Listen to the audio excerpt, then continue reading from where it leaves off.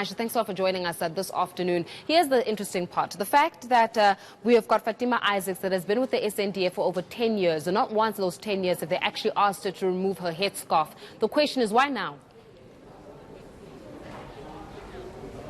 Yeah.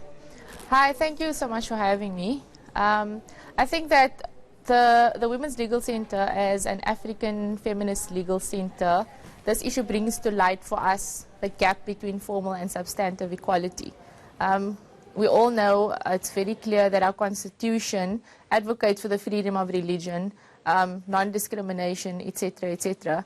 And it's very clear that in terms of whether the policies align with our Constitution, that is not so. So we have to ask ourselves, in terms of asking, is SANDF being religiously intolerant, we have to distinguish between, firstly, whether their policies are religiously intolerant, and then also the major's subjective experiences herself. And what we find and what we need to happen is that a gendered lens and a gendered approach needs to be taken in terms of formulating policies to ensure that they're in line with our Constitution and that issues like this don't come up. Because if you're looking at the situation of the major, if the policy is relating to wearing something on your head, for a Muslim woman, wearing something on her head would mean something different to an atheist man or an atheist woman. And in the same sense, we would then, if we put a Sikh man who also has to wear something on his head in terms of his religion, would the same approach be taken with him?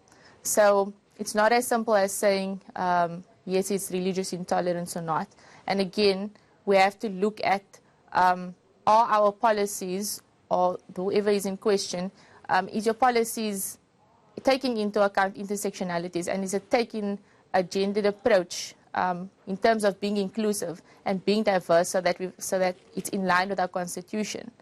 And that's where a broader discussion needs to be had in terms of SANDF's policies. Well, then on the other side of it, if you take it one step further here, it's about, and I'm taking this from the spokesperson of the SANDF, who are saying that actually it's not about her wearing the headscarf, but rather it's about her, and I'm going to quote this, the charge is about defying the military command. The fact that she defied the military command, that when demanded to do something and you do not do it, then the charges actually emanate from that. And how do you respond to that? Because they're saying it's not about the headscarf, it's about the fact that when you're given an instruction and you don't follow it, then it's a direct violation. Well, then again, I would come back to the policies and say there's something wrong with that policy, because when an instruction is given which violates on one's constitutional rights, then there's something wrong there.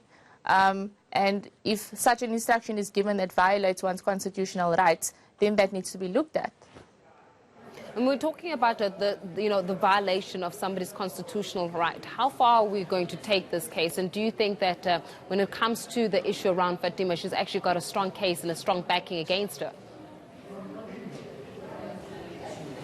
So the Women's Legal Center is not representing the major. So in terms of how far they would be taking the case, I cannot say. I do know that they have commented in the media that they would take this case up to the Constitutional Court. And I would say that in terms of constitutional rights, in terms of religion and discrimination, it's very clear to anyone. I don't think that one has to be a lawyer to know that it's a clear violation of a certain number of constitutional rights.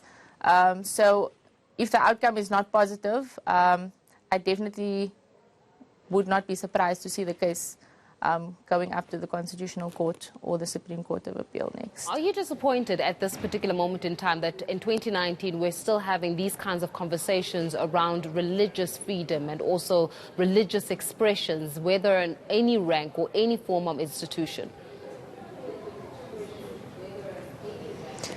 Yes, I do think that, also considering the fact that it's more than 20 years after our democracy, we've got this great, amazing constitution on paper, but we're still seeing issues like this coming up where a woman has to take out of her time from a job to be dealing with the fact about whether she has to be wearing a headscarf or not. So it definitely is disappointing, and especially in light of the fact that it's Women's Month right now.